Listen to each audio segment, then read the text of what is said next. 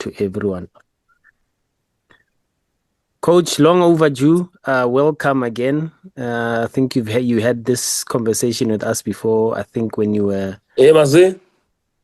Yeah. Uti no coach. Uti is the chairman. You are here for the second time, coach. Coach, there's a request just to position your camera in the middle so that because you are slightly. Okay, wait. Yeah. Okay, let's try to do this. Okay, let me try and elevate it a bit more also. Yeah. Just elevate it a little bit so that you are center. Is it better? It's not premium quality like your football, but you can elevate it a little bit more. That's a very subjective opinion. But many people tell me my football is not as good as I think. But while you try to sort that out, Chairman, just welcoming, and then we'll get started and fire away. Coach, they are saying, can you look at my video as an example? Oh, your level is too high for me, Mazola, with this technology. But at least the coach's one is not bad. We've seen worse. Yeah, much better, Coach. Much better, yes. Yeah.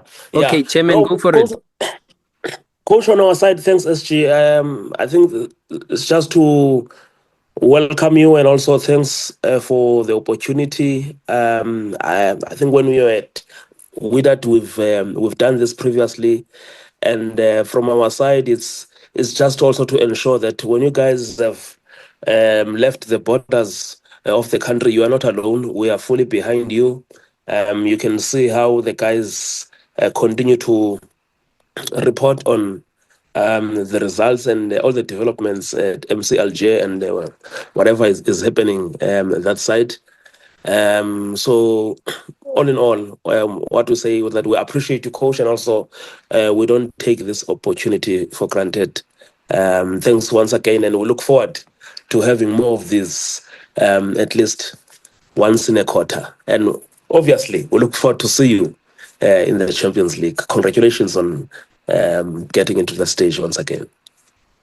No, thanks, Chairman, and really appreciate all the support.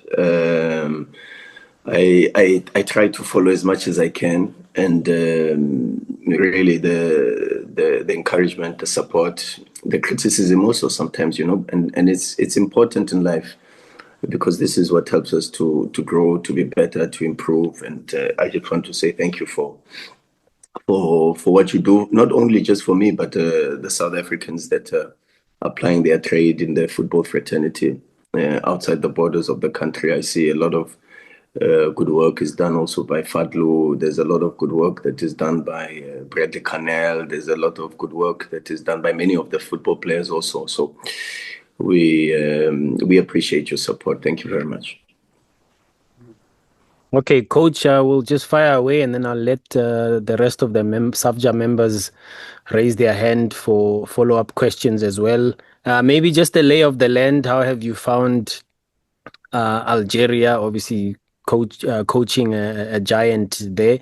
And just to also inform the members, we've reached out to Coach Bradley Canel as well, Coach Fadlu Davids. They're also keen to have a session with us, so we look forward to that. But Coach Rulani, just an update on how you found, I suppose results are telling how you found it so far, but it's nice to hear it from the horse's mouth. Thank you.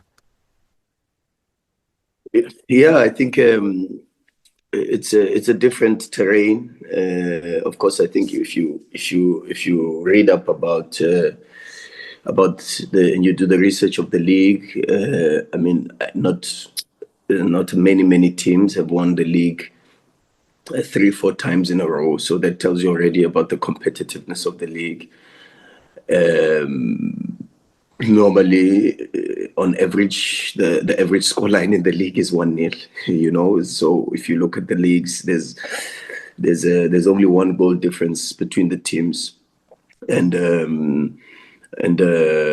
from that type of perspective, that informs you the not necessarily just only about the competitiveness, but the quality that is the difference is very marginal between the teams, and also the physicality, the aggression, the verticality, and the counter-attacking prowess of many of the teams that sit in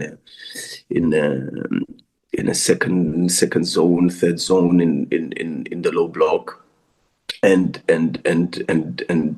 really try to minimize and control some important areas of the pitch, because as you get closer to the goal, there's only one important area of the pitch, and the teams in the north are very well coached to be able to affect the game from that tactical perspective. And so it's been something that is very good for me, because my orientation, my perspective about football is a bit more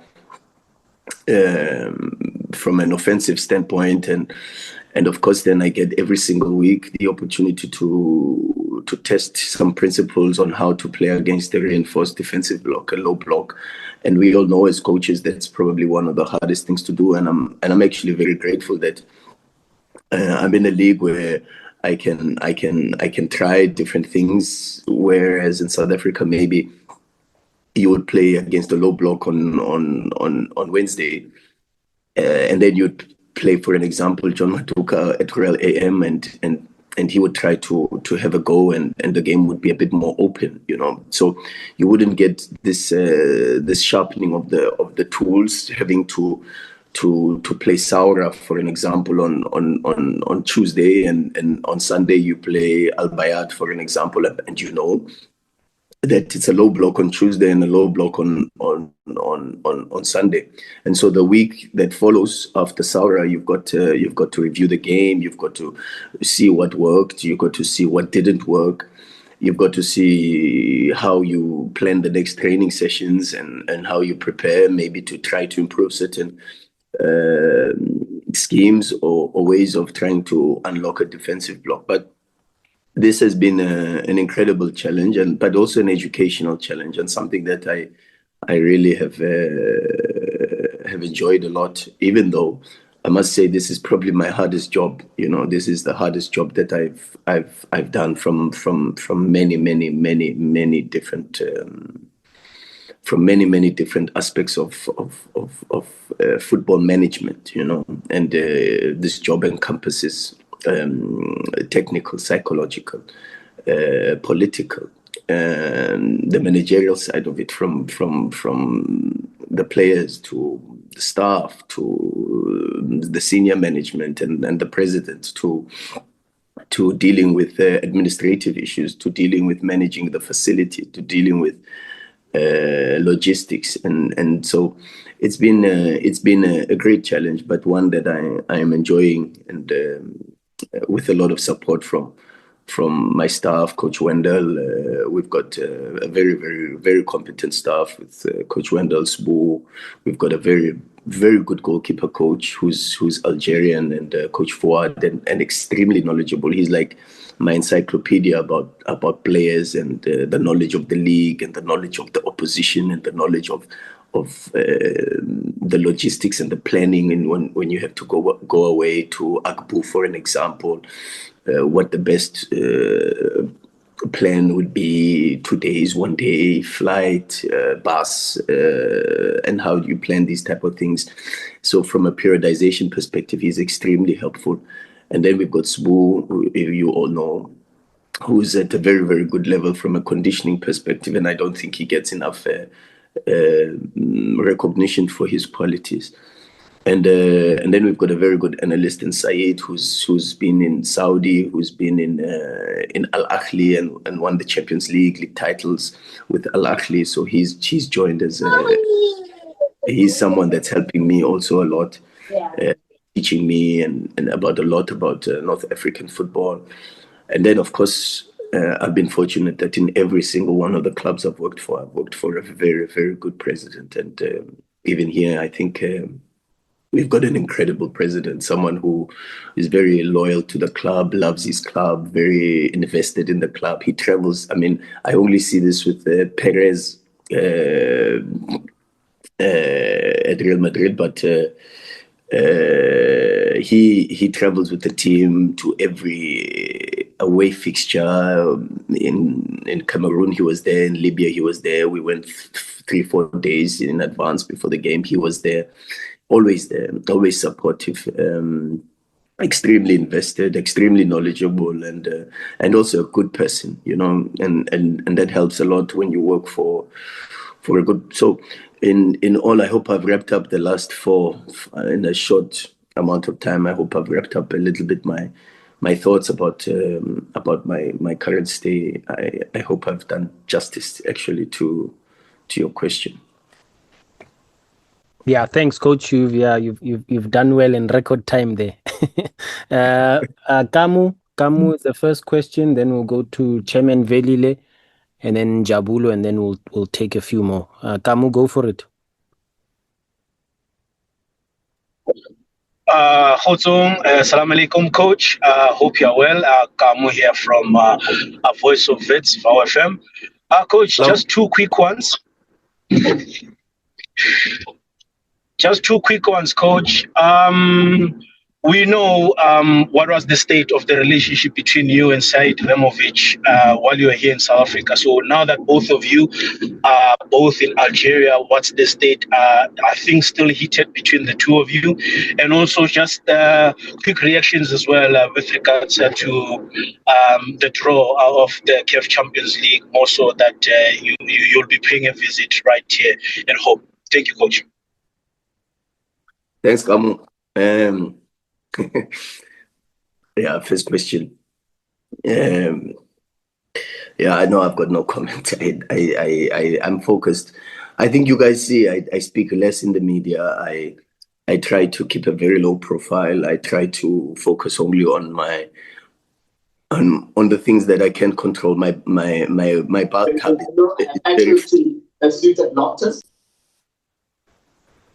my bathtub is extremely full, so I try to get rid of some of the. There's one thing I learned while I was here because I read quite a lot, and they call it mental fatigue, and how some of the best leaders in the world, some of the best presidents in the world, they try to eliminate things that put a lot of unnecessary strain on the brain in the decision making and the thought processes. And as small as wearing, for an example, Barack Obama has 30 different of the same suits, so that he doesn't have to make a decision of which suit to wear every single day, and that allows him to make better decisions, to focus better. And so I've tried to also eliminate quite a few things and only focus on the things that are more important and demand a little bit more from me mentally. So from that perspective, that's all I can say with regards to the first question. The second question is my thoughts. It's a difficult group. I know a lot of people talk a lot about, of course, and rightfully so, Sundowns and Al Hilal for sure, because of, and you guys know I spoke about football heritage even while I was in South Africa. And that doesn't change. You've got to be able to romanticize the Champions League for many years before it can eventually let you in. Pyramids are a very, very good example where in the fourth year of the group, they won the Champions League, but that was not after many attempts in strengthening the team and in playing with they've got the same players, Hafez. I mean, you can Traore in the midfield. They've got some very, very good players, and it's still the same team that we played against 3 years ago in the group stages. So when eventually they start to win the Champions League, it is by no surprise for me, and that's the story of the Champions League. You've got to be able to be there, and what we are grateful for is that we are there. We are in the competition. The qualifiers are nothing but just qualifiers. The real Champions League starts in the group stages. we are just grateful that we are there, and we appreciate the opportunity to try to do better than we did last season. To be in the quarterfinals for the club was a great achievement. And we want to try to do better this season. And the club is very ambitious. The president is very ambitious. And that's what we will try to do. But as I said, you speak a lot about Hilal, quarterfinalists last season. You speak about Sundowns, finalists last season. You speak about MC Alger, quarterfinalists last season. And then not a lot is spoken about Limpopo. And I think those are the two big games for all three of the teams that we speak about, because they beat Orlando Pirates. We know the pedigree of Pirates. We know Pirates this season. You see in the league their performances, and they beat Pirates convincingly in Congo. And I watched the game. I watched even the game in Orlando, and they will be a very, very difficult team. They are well coached, a lot of physicality, a lot of very aggressive runners and speed, especially in the offensive line. So yeah, it's going to be very interesting. It will be a tight group, I think. But yeah, we are excited about the opportunity to compete and to try to do better than last season, and that's the main message. Velile? Yeah, thank you. Coach, interestingly, I was reading something from one of our colleagues there in Algeria this morning about how the members of the Fourth Estate are giving you compliments for the way how the team is playing there. I watched your game against Colombe, the second leg. I think you played that one behind closed doors. A very, very challenging game. And I want to delve deeper into the statement you also made in terms of what has also influenced your game there. Have you found it interesting about the adaptation? Because I felt that in that game there was also a lot of adaptation, also understanding what is at stake. You want Champions League group stages a game, was in moments you have to play how Rulani wants to play, but also in moments you have to control the game. So I just wanted to find out about that, how your game, as compared to Morocco, there in Algeria, has evolved in how you see it, and also even maybe even the composition of your technical team, because you took a second assistant who was not coming from South Africa, but someone that you know very close, but also who understands the language in terms of French. How important was that in terms of just growing in the space? An interesting question, and actually it's got so many things to it, and I hope I can answer all of them, because it's quite a diverse question in the sense that in the Champions League it's been a bit different. Both Colombe and Facel were very interesting opposition. Both champions of their own domestic leagues, both with a lot of physicality and a lot of desire to get into the group stages. And I think the team did exceptionally well.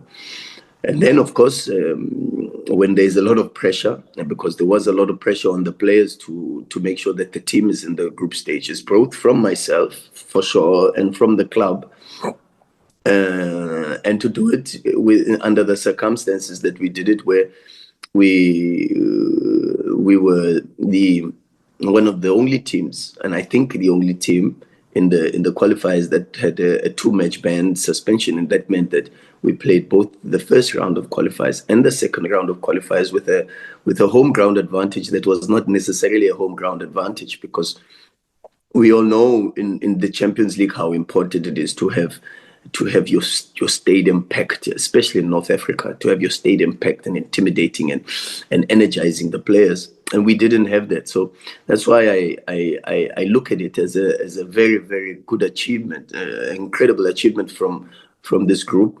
And then also you're dealing with a new coach with fundamentally new principles, even though unlike maybe in Morocco, where we were working from a zero base in relation to cohesion and chemistry. This is a group that has played together for 2-3 years, and maybe even some players like Abdelawi, Ben Kamasa, Farad, Zino have been playing together since they were kids, in the youth, and some like Naiji and Bulgaria were playing at Paradu together in the academy. So some have even deeper bonds and deeper social cohesion that allows for some of the organizational forms that I work on that rely a lot on relationalism and that needs a little bit of a stronger telepathy, cohesion, understanding, and that helps a little bit more. And so that's been one of the biggest things. But still, on the same time, what also helps is that I think in Algeria there is a bit more appreciation for possession-oriented football, in the sense that if you remember when we were here with Mamelodi Sundowns against Belouizdad, at the end the CRB fans actually started supporting Sundowns because of the style of play, and now in our games, if you listen to the crowd, every time we make a long sequence of passes, there's an ole, ole, ole behind every single pass. And that helps a bit, because that's my type of outlook. My outlook is on everything starts with the foot being on the ball. That's why it's called football, and that means that the number of passes, 1,000 passes, the number of the ability to dominate the opposition and not just control the game, and the ability to create certain dynamics on the pitch that allow for certain aspects that we want to look for. And this for me, I think there's this bigger and deeper sense of appreciation for style of play in Algeria than before, and I have a very deep appreciation for this, And then also the hardest part, of course, is when there is a lot of pressure. Sometimes pressure, and this is just from a neuroscientific perspective, and you understand this even as human beings on a day-to-day. When you are under pressure, all logic or new learning actually is erased. I don't want to get into that, but the aiming gala is something that really doesn't function very well under stress and pressure, and so the players tend to forget some of the new things that the coach teaches them, and this is not because of deliberate, but it's because under pressure players tend to fall back onto habits, and that's why in some of the games where we've had a lot of pressure in the early stages of the season and in the early stages of working with the players, you've seen a lot more of a team that is able to suffer without the ball for long periods, but also be able to do it very, very, very well. And this is something that I also appreciate a lot about this group, is that we have a group that can keep clean sheets. It's a team that has, for me, probably one of the best goalkeepers in Africa, for sure. He's for me in the top 3. Guendouzi, incredible, so stable, and emotionally so stable.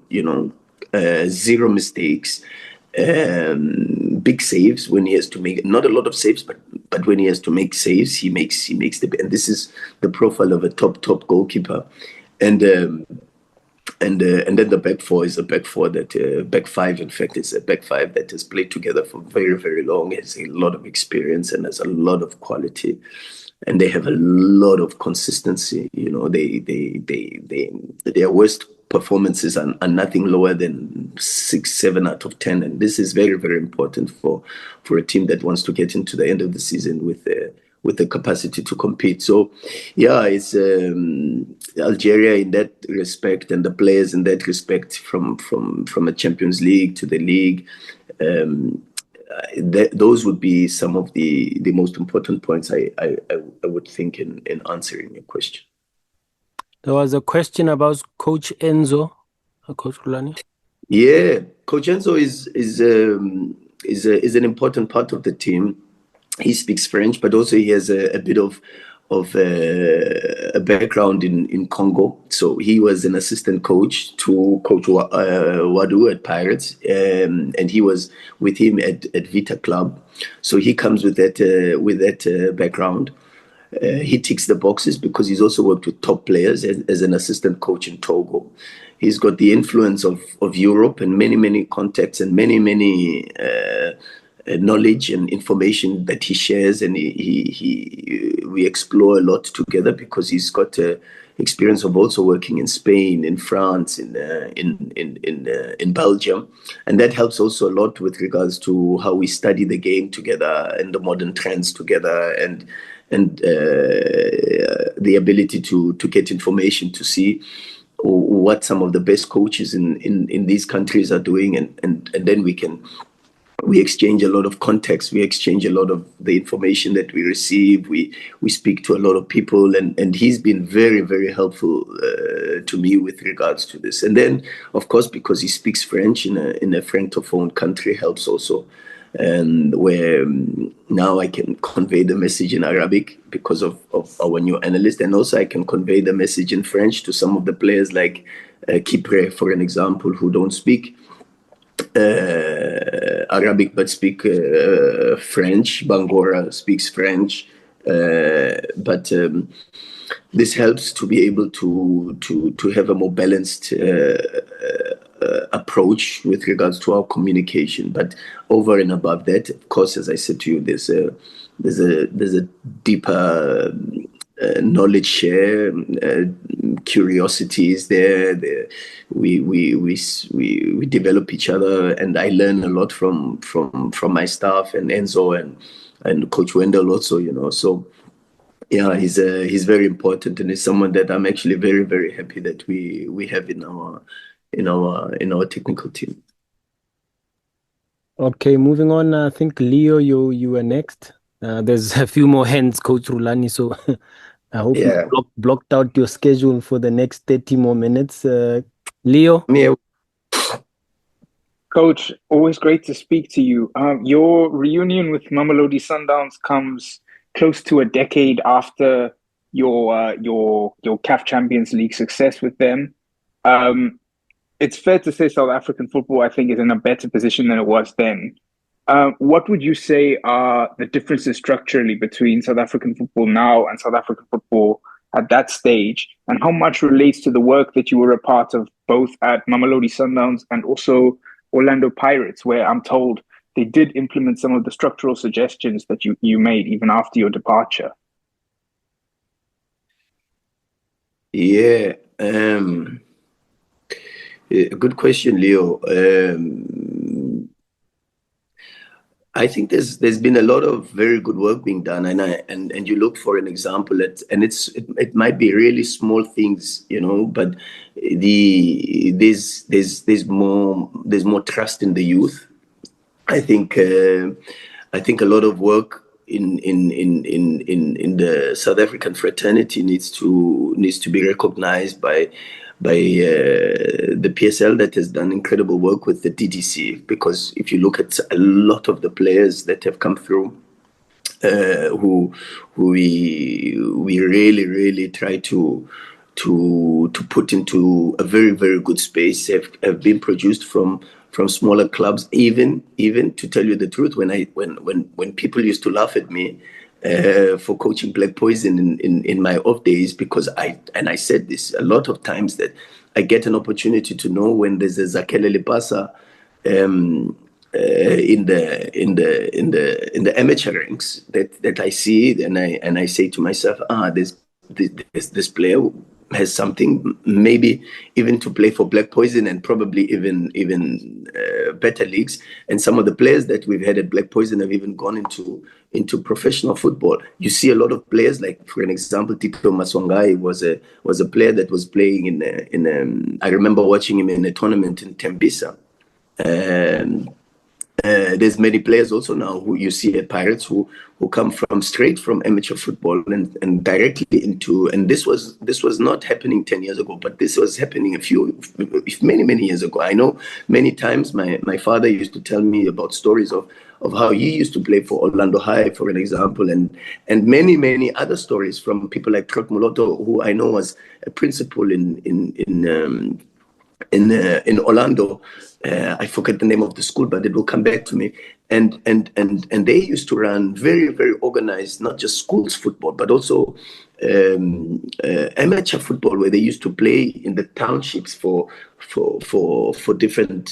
Pefeni would play against Orlando East, for an example, and these type of games is where they found so many of the superstars. And so I think there is a sense that South Africa is moving into gradually a space that is very good formation for football players. And maybe what I would like to see more is a bit more of street football returning, and a little bit more of professionalizing futsal and this type of game forms, because if you see some of the best countries in Africa in this moment, the nations who produce very good players, it's not just from and having very strong academies, but also the players play street football. The kids are still on the street, and they are playing and exploring and problem solving, and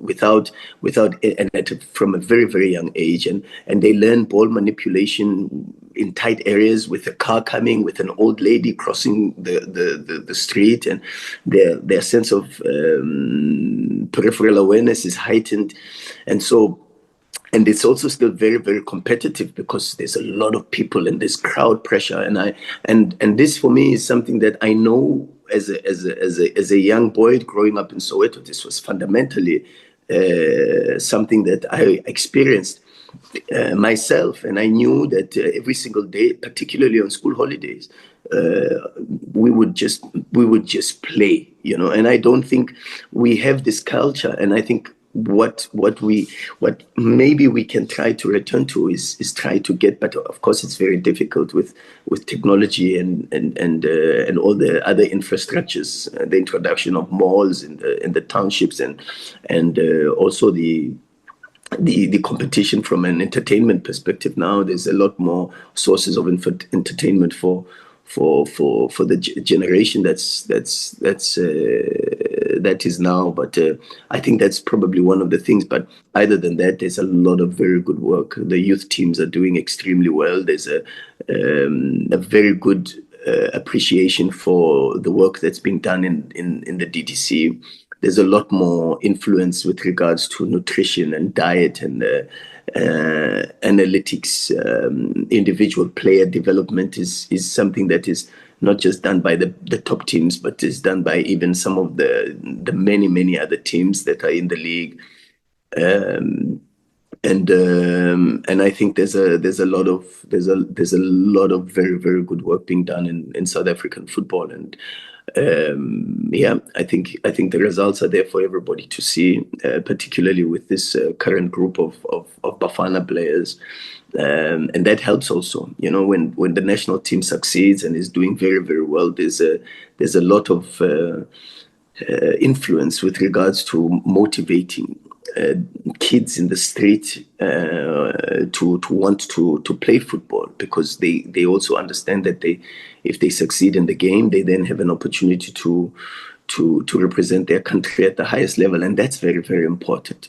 So these type of things are things that are done by many stakeholders, the PSL and the clubs themselves and club owners, and even you guys from a media perspective, how you professionalized the industry and how you report on the games, and how you, in the podcasts, your discussions are a lot more analytical and tactical than just from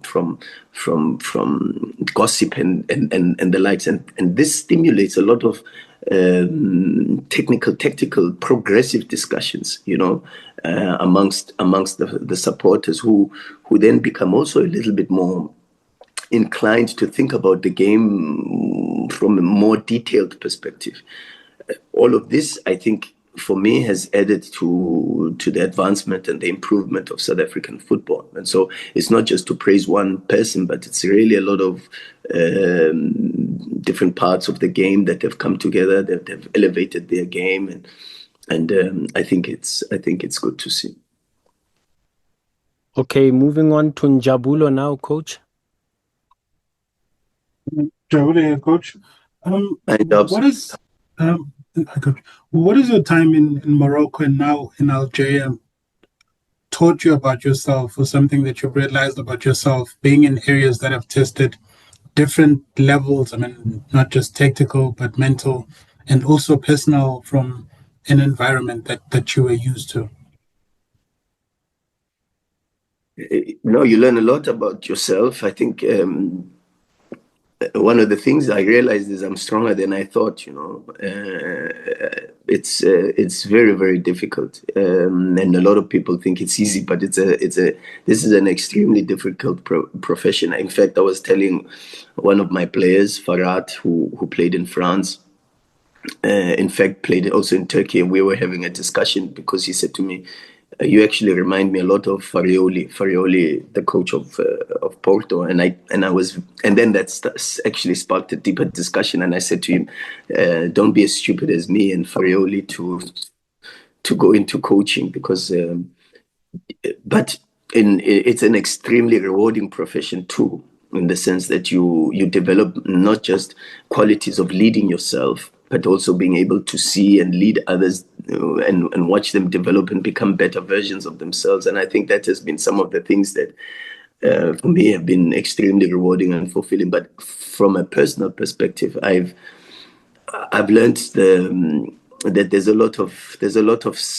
reward in silence, working a little bit harder behind the scenes, speaking less in the media, speaking less on social media even. And I think you guys hear far less from me than probably was the norm in South Africa. Maybe also because I did a lot of press conferences and it was mandatory.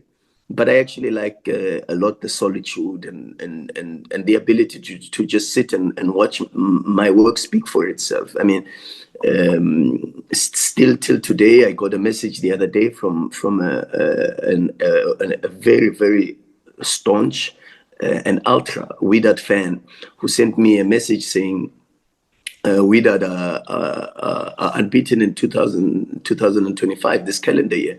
But actually, I think 5 plus 7 is 12. So 12 of those games, and I'm not so sure how many games in total that is, but 12 of those games come from our run of results, where we won 5 games in a row at the beginning of the year, a winning streak that was never repeated once again. And 7 draws that followed after, which is where all the pressure then ultimately came from. But those games where we were 12 games unbeaten laid an incredible foundation for what we see now.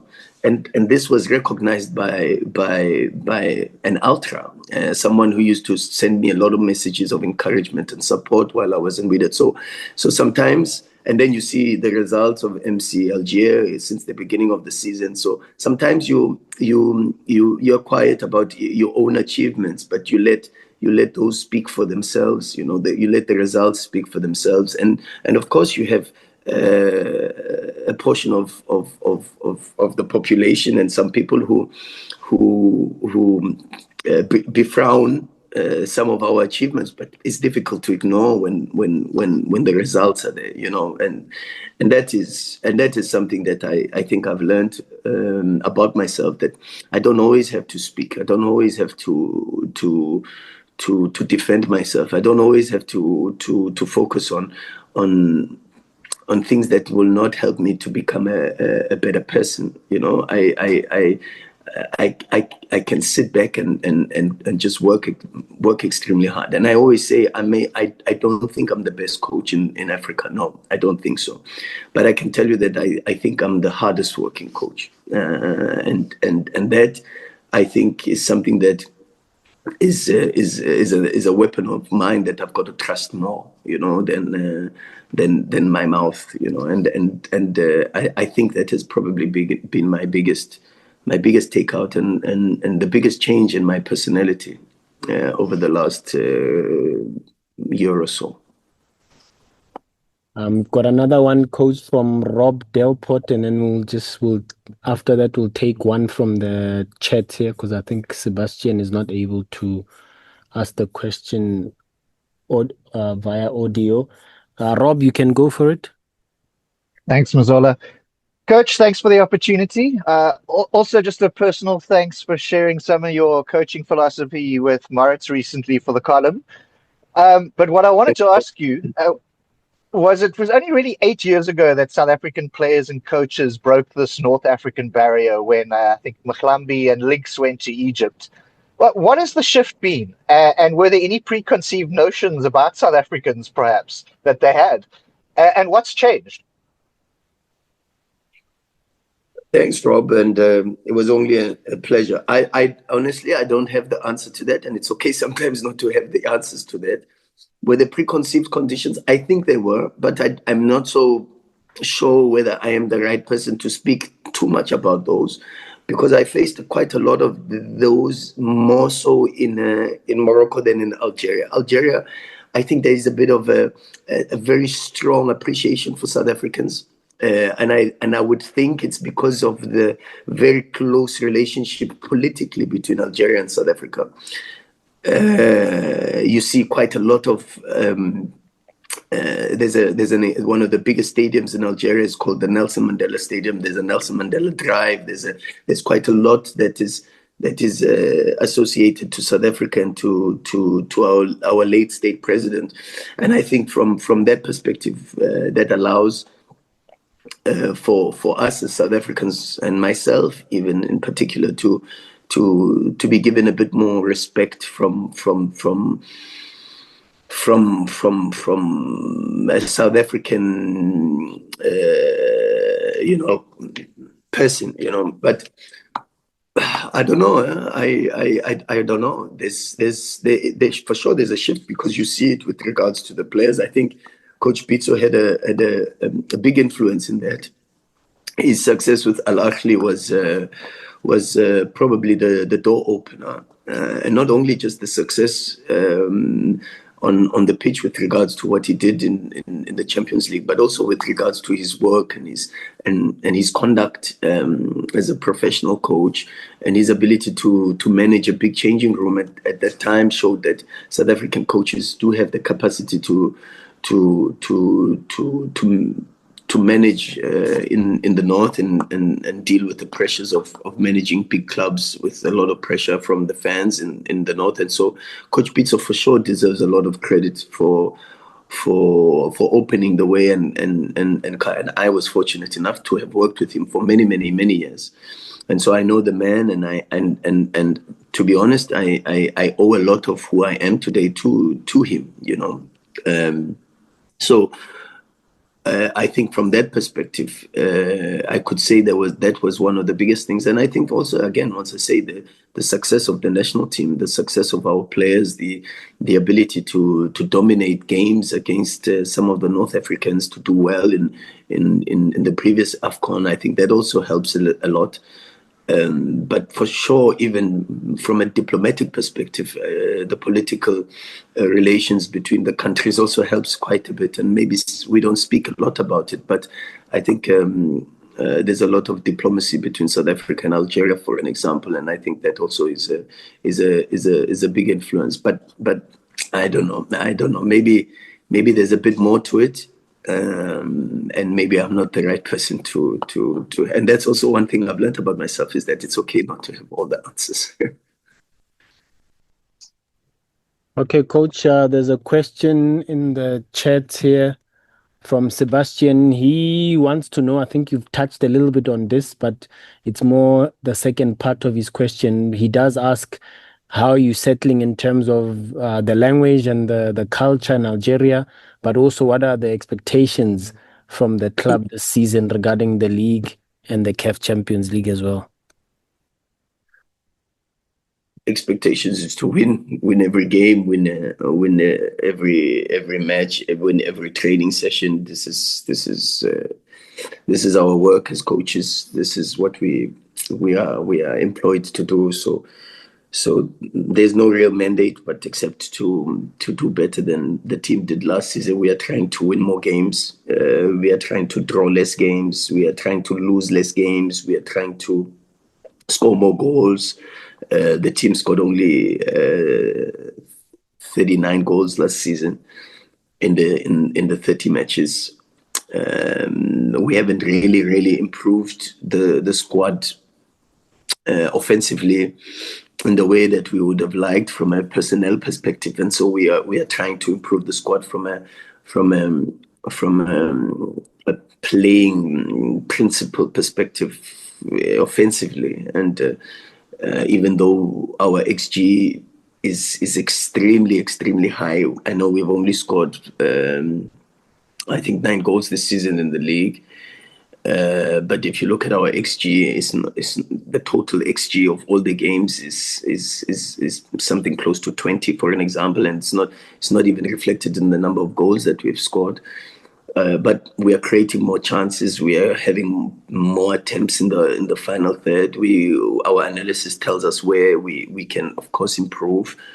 But it's still very early days, and it's a message I've said before. It's a message that I say to the players even now. There's no league title that has ever been won at this time of the year, but what you have to do is to make sure you don't lose the league title at this time of the year. And it sounds cliche, and you hear it a lot. You heard it a lot from me when people, Mazola, for an example, was saying, give them the league title, and it was November. And I would rebuke this because it's still very early. In eight matches into the season, you've got to continue to just work and grind, and we have this picture of a competitive horse that has its blinkers and blinders on the side, and this is what we try to be. We try to be focused only on the progress that we have to make and the direction that we have to go through, and try to limit the vision of the distractions and the noise, whether it is positive or negative, and try to stay on course. And this helps us a lot, with maintaining the levels of humility and perspective. So that's with regards to the work that we are doing and adapting to the league and what we are trying to do from a mandate perspective. The adaptation is good from a social perspective. I think my time in Morocco helped a lot. There's a lot of similarities culturally, socially, even from a communication perspective with regards to the language. My understanding of Arabic is a little bit better, even though the dialect is a bit different between the different countries. There are certain pronunciations,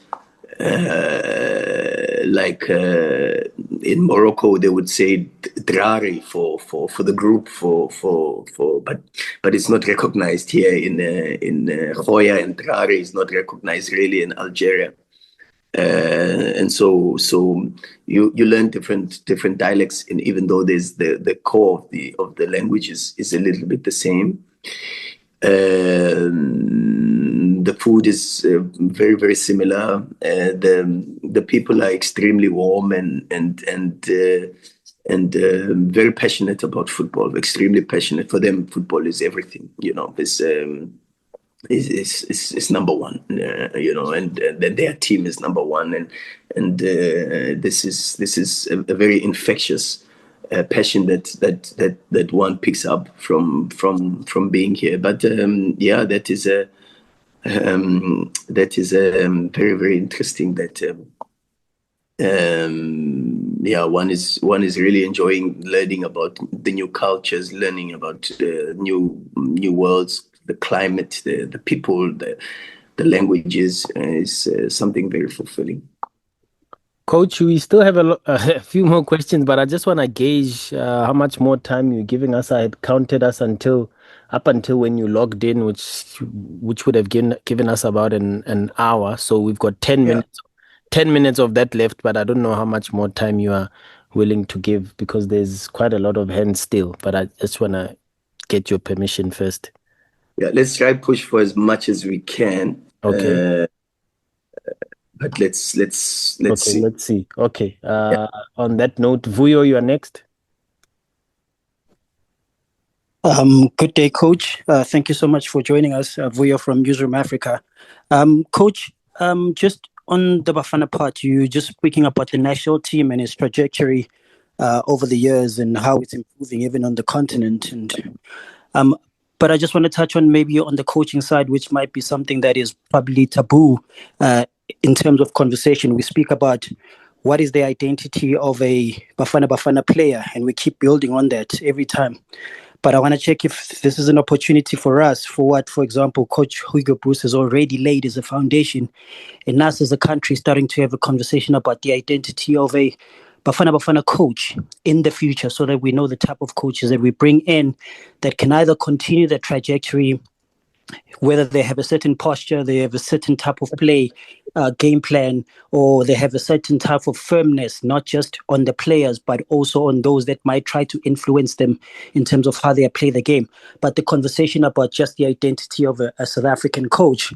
And then just the second part, you had also mentioned just Bafana Bafana's, on the same sense, Bafana Bafana's trajectory in against especially North African teams. Africa Cup of Nations coming up later in December this year. Again, North African teams will be the teams that you actually, maybe most of the teams are going to be watching and trying to fight against because they are very strong.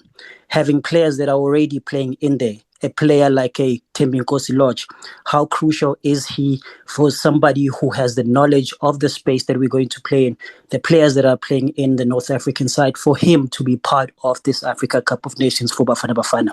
So just two of those questions, Coach. Thank you so much.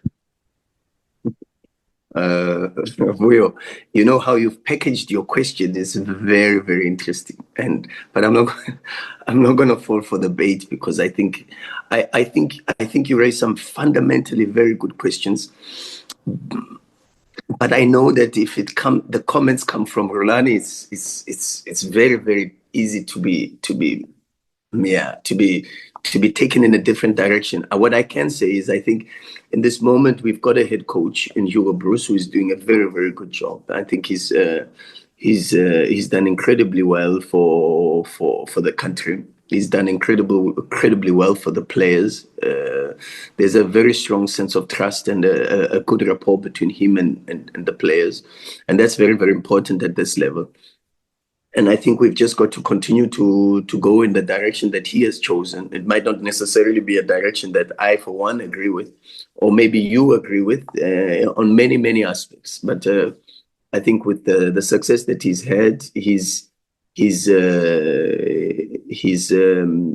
worked to deserve a little bit of the credit to make certain executive decisions that we might not all agree with, but I think in the success that he has had, I think he deserves to continue to lead us the way he has been leading us, and to receive all our support, because in the end, the most important is that the nation succeeds, and it is a nation that we cannot tomorrow decide to forfeit our citizenship. You know, we are. I can stay in the north for as much as I want, but I will always be South African. You know, and that, I think, is the most important for me, is to continue to support the coach and to continue to support the boys, because what they are doing as a country is incredible. But that also doesn't mean we don't appreciate the work that is and the efforts of some of the players who might not necessarily be in the Bafana fold now. But you know, in football, anything can change at any time. And for Lorch, he just needs to have a look at Zwane as a source of inspiration, because Zwane was in the same position that he is in at this moment in time just a few months ago. And I remember saying to Mshishi, you've got to be so good, so good that it's difficult to ignore you. And that's exactly what Mshishi did. You know, Zwane was so good that even though the coach at that time felt that he didn't want Themba Zwane for reasons that we had to respect for sure also, because he mentioned them. And also to the credit of Hugo Bruce, he mentioned that that was one of the things that he felt in the earlier parts of his reign as a head coach he had gotten wrong, and for a coach to say this publicly, you've got to also give a lot of credit to Hugo Bruce for this. And so that means that if he could rescind his opinion about Themba Zwane, I think for sure if Lorch continues the way he is doing, I hear very good things from Wydad, from the president, who I speak to quite regularly, about his conduct and about his professionalism, about his performance, about his character in the change room. And if he continues like this, for sure, I think there's a lot of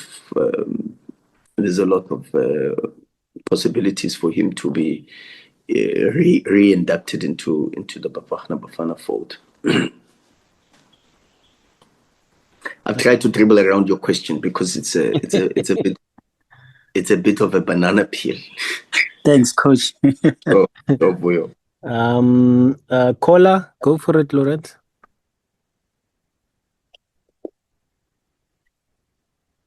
I like the new hairstyle, Lorenz. Hello, Coach. Basically, I just want to ask you, since you worked with both Lorch and Zwane, are they of the same ilk? Can you see Lorch playing as a 10? Because in our opinion, it's just our opinion as the media, we have a traditional 10 in the squad when Mshishi is not there, which is very concerning. And then secondly, what do you think of the transfer rulings in the Algeria League One, that foreigners can't be signed without international caps? I think it's a very interesting ruling. I want to see what do you think about it? Does it work? Is it counterproductive because you maybe lose out on talent that is undiscovered yet? I see Chet says our opinion as the media. I don't know if that's your opinion. Look, there's different types of number 10s. And this also is another discussion. Lorch can be a 10, but he can be a 10 that can be a 9 more than he can be an 8. Themba Zwane is a 10 that can be maybe a 9.5, not 9, and lead the lines and be the first to make runs behind. Lorch can do this. Lorch can be a 9 that in Wydad in some games I made him the first runner to lead the line, maybe from a second position when he played sometimes with Mailula up front, and sometimes when he played with Obeng, he played a different number 10 as a second striker, but also with a lot more possibilities because of his mobility and his ability to find something with the technique in different corridors and the half space. Whereas Mshishi is more of a space navigator. So Mshishi is a different 10. He hangs in the pocket more. He's not as mobile as Lorch.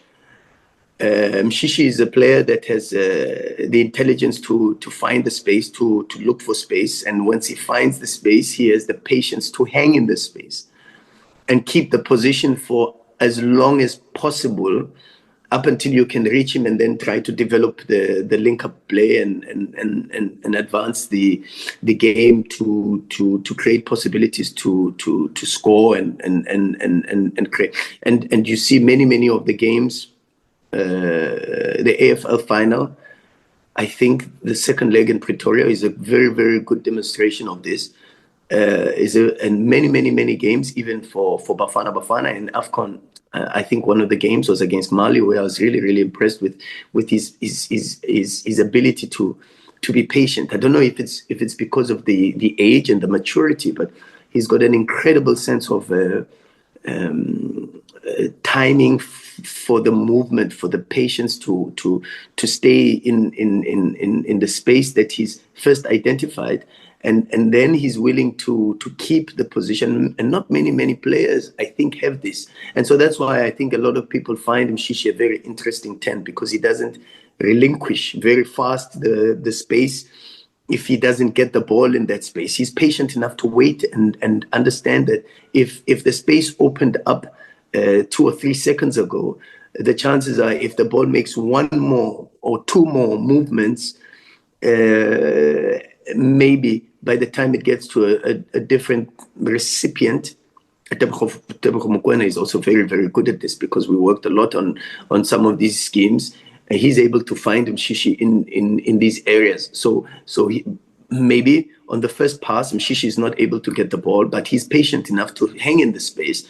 And on the second, third pass with the rotation, once it gets to Tebza, for an example, they've made eye contact 2 or 3 phases before, and then he's able to get the ball on the back foot and accelerate the situation with a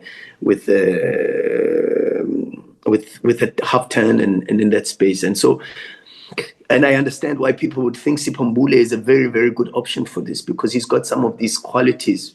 Yet Mbule maybe is not as patient as Zwane, and maybe Mbule doesn't even have the capacity to play more the game with his back towards it, and that's why I've always said that I think he's got far too many. Of course, I think because he's an incredible footballer, Mbule. And he's got a lot of very good qualities for a number 8 and for a number 10, but you lose a lot more of these qualities in the number 10 and number 8 of Sipho than you gain in the number 6 for Sipho Mbule. So I hear, and there are a lot of very genuine, fundamentally correct technical evaluations of what a number 10 does. And then it's also dependent on the coach and the style of play, for an example, because some people want to arrive to the number 10 a little bit faster and try to accelerate the game a little bit more. But for me, I would always advocate for 1,000 passes, for an example. And 1,000 passes sometimes means the people have to occupy the positions in relation not just to the space, but also in relation to the goal, in the relation to the ball, in relation to the opponents, in relation to their teammates. And then also the number 10 has to have a relationship with the referee, And my players know what I mean when I say you've got to have a relationship with the referee as a number 10, because there's a lot of indicators for space.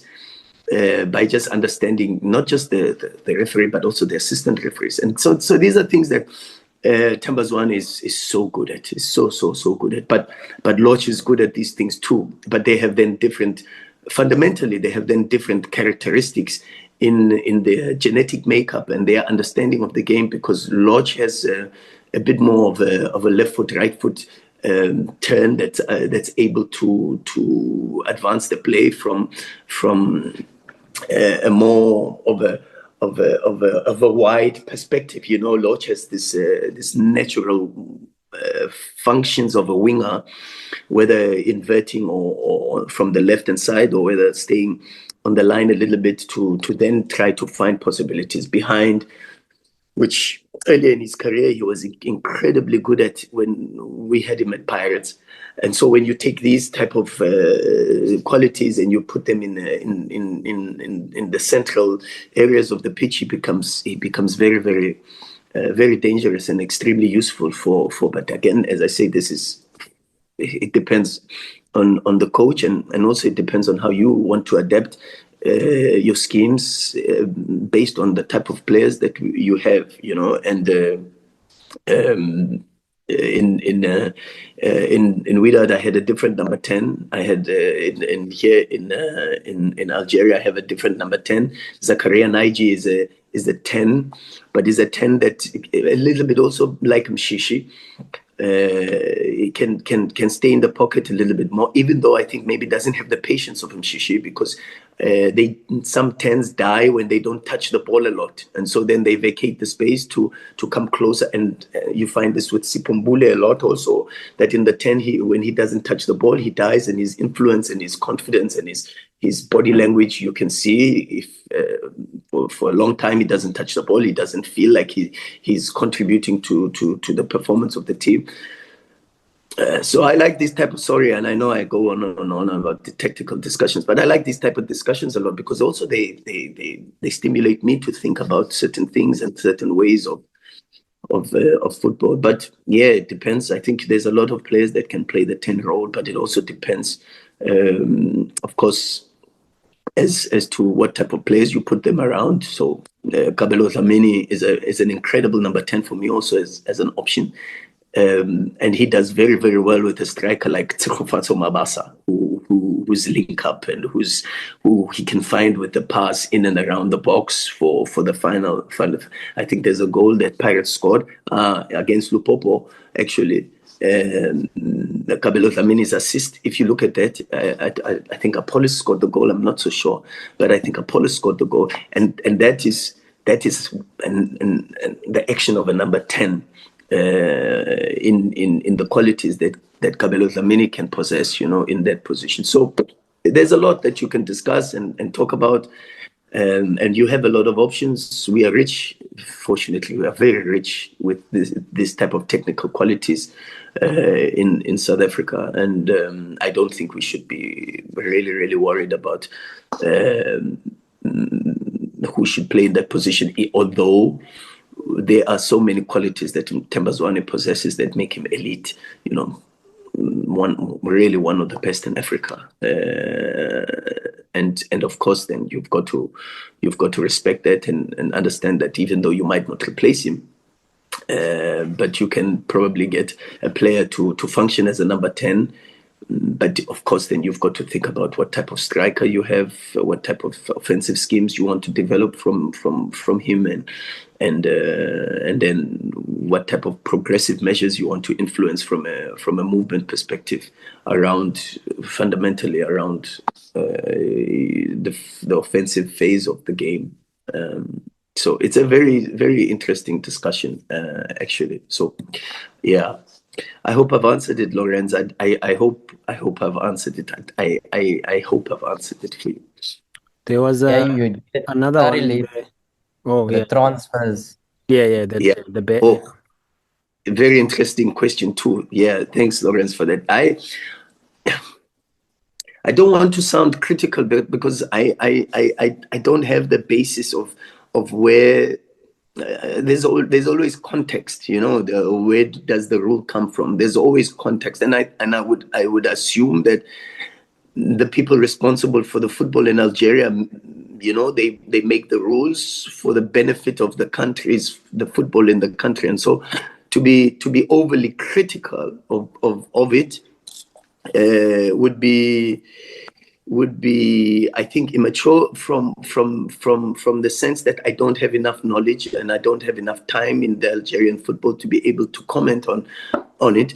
It is a little bit of a surprise. There were many players that we could have brought in, and not just only that, but also the restriction to only having 4 foreign players, which I also think I like a bit more than the age restriction, and also the fact that the foreign players must have certain number of caps. I like that a little bit more, and I think maybe those could have been a bit more in within that regard. But maybe it's also, when you look at the average age of the league, maybe it is to try to, in the short to medium term, is to try to address that. If you the players that are given opportunities, and maybe not enough youngsters are given opportunities, and maybe the country wants to try to advocate for more usage of Algerian youngsters, and there's absolutely nothing wrong with that, because in trying to keep the Algerian game alive, maybe this is one of the measures that they thought would technically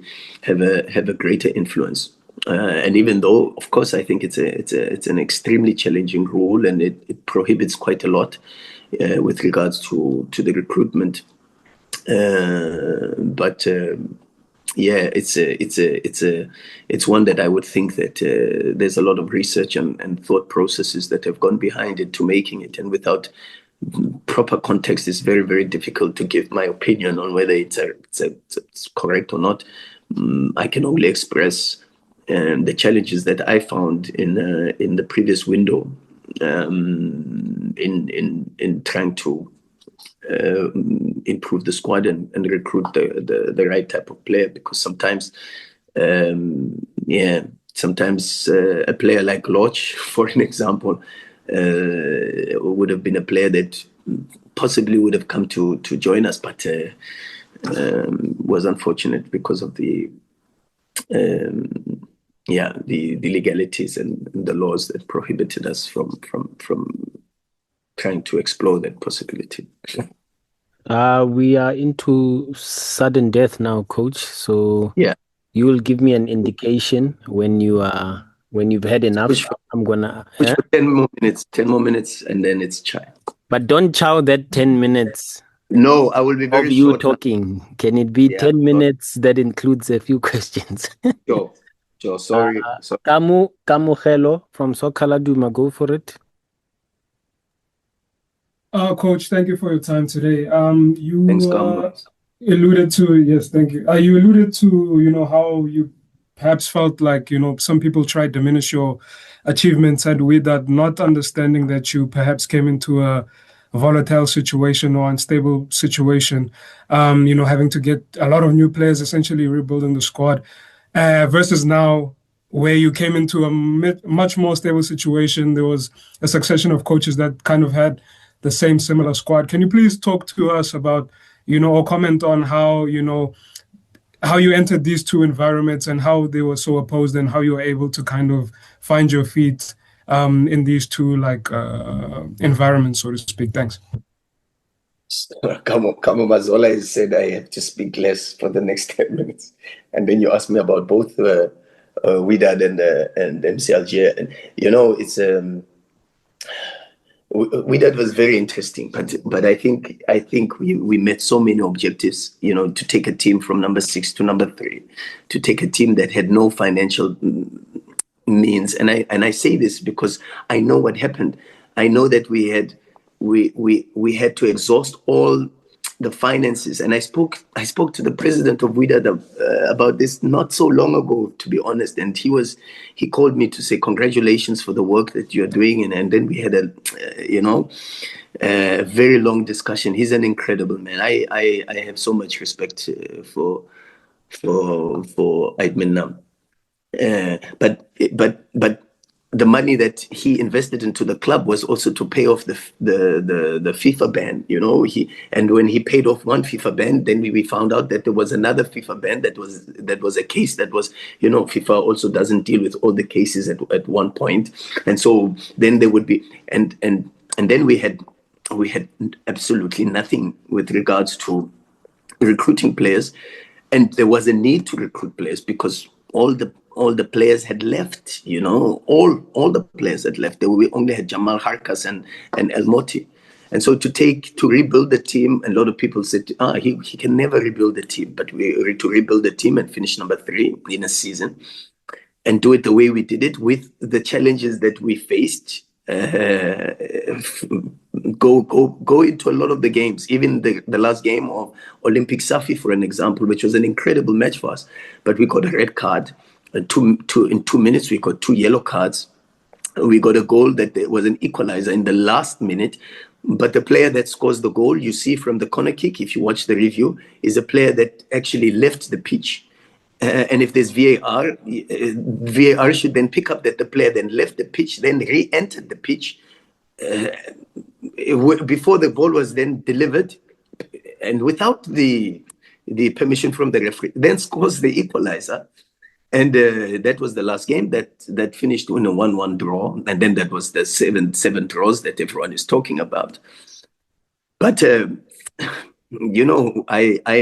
tell you, I am that is probably one of the most, the hardest achievements and most fulfilling achievements that I will ever cherish in my career, because the circumstances we did what we did, the work that we did behind the scenes, the where we took the club and where the club was. And now I'm very, very happy to see that the foundation that we've left, I see Mehdi Benabid is so important for that team, the goalkeeper. And that was another signing that even behind the scenes, I had to work very, very hard with the president to convince even the president at some point. I remember having 3 or 4 meetings to say, he is the one. We have to bring him in. And it was a complicated transfer because FAR Rabat was not using him, but they considered him one of the best for sure. And now he's in the national team, but he's so important. And that recruitment is an important one in regards to the cornerstone of the team that is there. Bushta at left back, I see his performances. Mufid at right back, even for the local Chan team that won Chan, Mufid was one of the most outstanding players. His evolution and his growth is something that I am still very proud of. We all know Aziz Ki. I concluded the deal even before I had left for the Club World Cup with the president. And we worked very, very hard to try to get that over the line. It was also another complicated transfer that needed a lot of interrelational and because we had a good relationship and we still have a good relationship with the president of Yanga, it was something that we had to work because they also didn't want to lose their best player, And so I see Aziz Ki's performances, I see Thembinkosi Lorch's performances in that team, and still there's many other players. But so to have built a team that has now laid a very, very good foundation for what is happening in Wydad is an incredible achievement, apart from just even the results. You see the results now have been something that have been built on from that run of games where we were unbeaten, and so there was a very, very good foundation that was left there. And so the circumstances were different, and for sure the job that I had to do there was a lot more different as opposed to what I was used to, and I think we succeeded a lot, and we ticked a lot of boxes and achieved a lot of things. The club is back in Africa after 2 years of not being in the African competitions, and the club is now again, and also thanks of course to the Club World Cup and the financial resources and also the marketing that's unbelievable. And then you have MC Alger, who they had two very good coaches. I was able to get the training sessions for the last 2 years. Boumel did a lot of very good work in his preseason, in instilling some very, very important game principles in and out of possession for this team. The recruitment for the squad has been very, very, very good. Recruiting Halamia from Belgium for me a right back that should be playing in the national team and for the main national team, not just the Chan team, but the main national team. Abdelawi, the captain, the main national team player, left foot centre back, ranks amongst one of the highest passes in the league. Ranks amongst one of the best defenders in duels and interceptions in the league. Gazella at centre back, he's the captain of the Chen national team. So recruiting these type of players, Ben Camesa, who is a player that played in Spain for Malaga, Tapti, one of the best players in the league from a technical standpoint, and his richness from understanding the game and being able to construct the game even from different moments, whether you are in a low block or in a low build-up, for an example, deeper and closer to your box, or higher up the pitch, and you are in build-up, he can construct and find possibilities, and then also against the low block, with possibilities to move into areas where he can influence the game and retain possession even in tight areas. Tapti is one of, and then there's stand-up performances from young players that we are giving opportunities to some players here that are 16, 17 years old. Daniel, we gave an opportunity to a 17-year-old that's playing for the national team, the junior national teams in Algeria, something that has not been done quite a lot in Algerian football. So the context and the scope is a lot more different. The two jobs demand two different personalities of coaches, and as I say, this job is one that where now is to push a group that has been built over time by two very, very good coaches. Benyaya, I think I watched also a lot of his training sessions last season from the previous analyst, and in just trying to understand the culture, the application and the attitude towards training. And that helped me a lot also to understand what principles were embedded in the team from a training perspective. So the two jobs, as I say, the two jobs demand a completely different Rulani, and sometimes as a coach, you've got to try to be the coach that the group needs, and I'm trying to develop myself into a different coach as per the demands of the job. Yeah, Kamu, you killed us, man. But the coach will take last one. Unfortunately, colleagues, I see there's still more hands, but we won't get to it. Otherwise, we'll finish this at 2:00. You know Mlungisi. Thokozisi Dube, please take us home. Only if it's a football question. Of course, Coach. It's a football question. Thank you. Greetings, Coach, and thank you so much for the opportunity. Coach, yeah. Look, Coach, I think mine is quite straightforward. Obviously, before you took this job, there was quite a number of offers and interest here. I know for one, Younger wanted you as well. What convinced you to take the MC Alger job? Champions League. It was Champions League, and the president's talk. I spoke to the president a lot. He spoke a lot about wanting the team to play a certain brand of football. He wanted and that was also quite convincing. I watched the squad, analyzed the games, and I felt that it was a squad that was settled and could adopt the principles that I wanted to develop. But Champions League for sure was to get back into competing into Champions League, competing amongst the best teams, best coaches, best players. For me was a big motivation. And even though we had offers from as you say some teams that were also in Champions League, but this was a very appealing. In fact, it came at a time when I considered taking a sabbatical.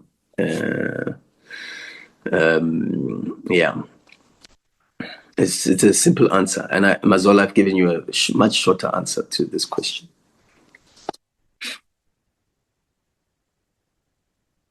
This one perhaps needed a longer answer, but anyway, it is what it is. Thanks, Coach. We appreciate your time and all the best with your work there in Algeria. We'll see you soon. I'm sure you have the dates of your homecoming. I'm sure it's been confirmed. I think I saw a fixture list floating around sometime next year, or is it in November? Sometime next year. Yeah. Okay. So if we don't see you at Valentine's Day, if we don't see you at the AFCON, we'll see you in South Africa when you visit for the home leg of Mamelodi Sundowns. Thanks again for your time, Coach. We will look forward to catching up soon. Thanks for your time, and thanks again for your patience and accommodating me. It was nice to see and listen to some familiar voices once again. I've missed you guys and your deep thought processes in the questions that you pose. I thoroughly enjoyed it, and thanks once again. Thank you, everybody. Cheers, everyone. Cheers, Coach. Yes.